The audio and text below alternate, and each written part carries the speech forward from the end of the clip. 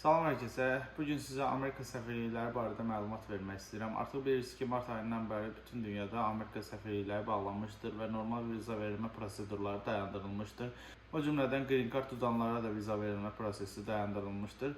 Bunlar azmış kimi Trump dekabrın 31-də Apellyasiya məhkəməsinə, yəni 9-cu dairə Apellyasiya məhkəməsinə təklif irəli sürdü və bu təklifdə deyilirdi ki, Amerikaya kim viza almaq istəyirsə, bir aylıq sağlamlıq sığortası olmalıdır. Bu vizalara Green Card, turist, iş vizası və ya hər hansı bir digər vizalar daxil. Bir aylıq sağlamlıq sığortası almırsa, bir aylıq xəstəxana xərclərini ödəyə biləcək məbləğdə balansında pul olmalı. Yəni bunu göstərməlisiniz səfirlik. Bu nə qədər məbləğdir? Amerikada bir aylıq xəstəxana xərci, yəni ən ucuz xəstəxana xərci çox güman ki 20.000 dollardan başlayır və sizin hesabınızda ən azından 30.000 dollar olmalıdır ki, 20.000 dollar xəstəxana xərci kimi göstərəsiniz və 10.000 dolları da siz Amerikada istirahət üçün 1 həftəlik və ya 2 həftəlik, 3 həftəlik nə qədər müddətə gəlirsinizsə, istirahət üçün ayırdığınız pul kimi göstərəsiniz.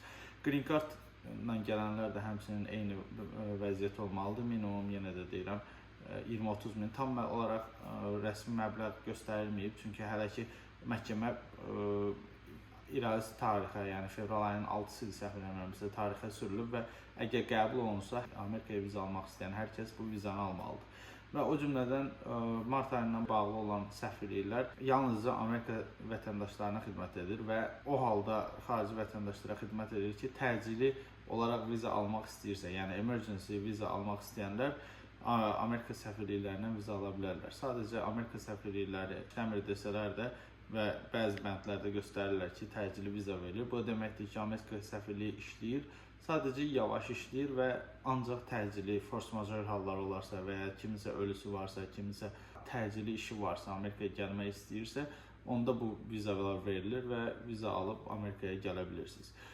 O cümlədən bir çox Green Card-la bağlı yeniliklər var. Bu yeniliklərlə bağlı videolar çəkəcəm və sizə paylaşacağım. Bu qədər. Təşəkkür edirəm videonu izlədiyiniz üçün. Özünüzə yaxşı baxın.